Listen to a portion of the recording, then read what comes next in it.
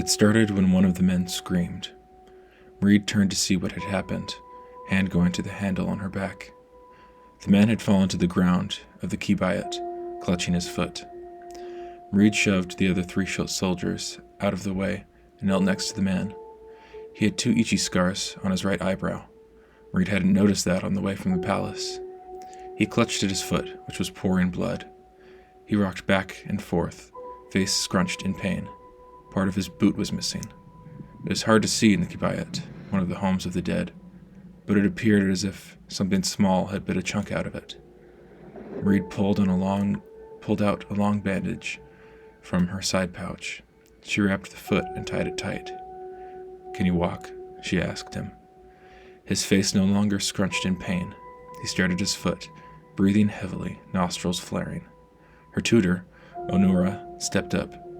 His beard was as white as winter's first snow, trailing down to his belly and contrasting his dark face.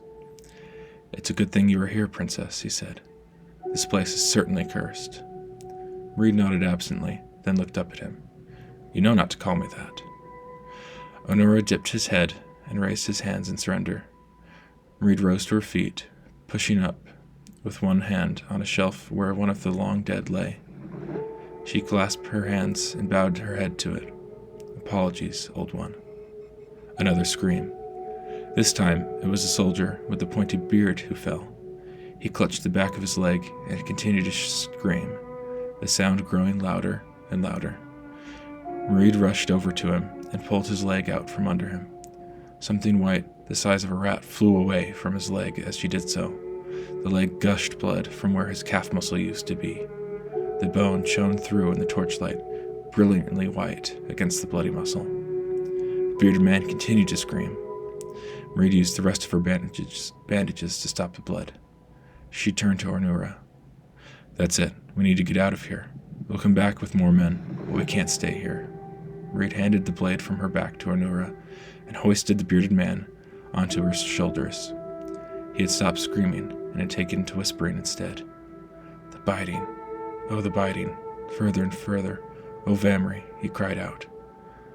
"You too," Reed said, pointing at the 2 men. "Carry him. We're out of here." They made their way towards the entrance.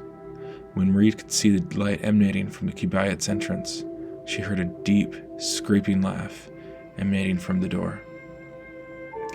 She turned and looked back into the darkness. The same, again, mocking her. Her lip curled in anger. Again the laugh, then a roar. Reed growled. She set the bearded man down.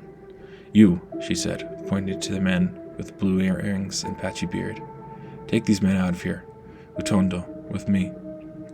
Utondu, a large soldier with a near constant frown, nodded, setting down the man with the bite in his foot. Reed took her blade from an Onura and hurried as quick as she could back into the kibayat. She followed the laughter, the deep mocking sound. After what felt like hours, it stopped. She looked around wildly, as did Utondu. It was right behind them, laughing manically. Reed spun to see a pale, cloaked figure running past them, back the way they had come. They chased after it, but it was inhumanly fast, seeming to fly with each step.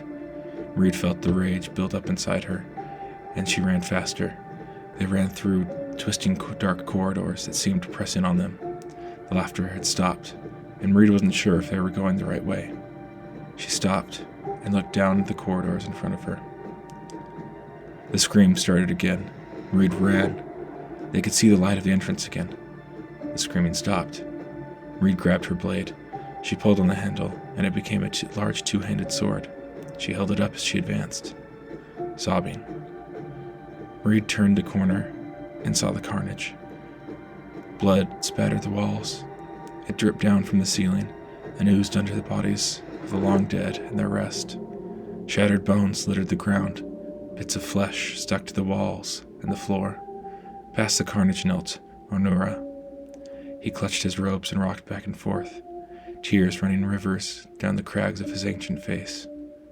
"I tried to stop it," he said, staring unseen at what was left of the 3 soldiers, but I could only save myself.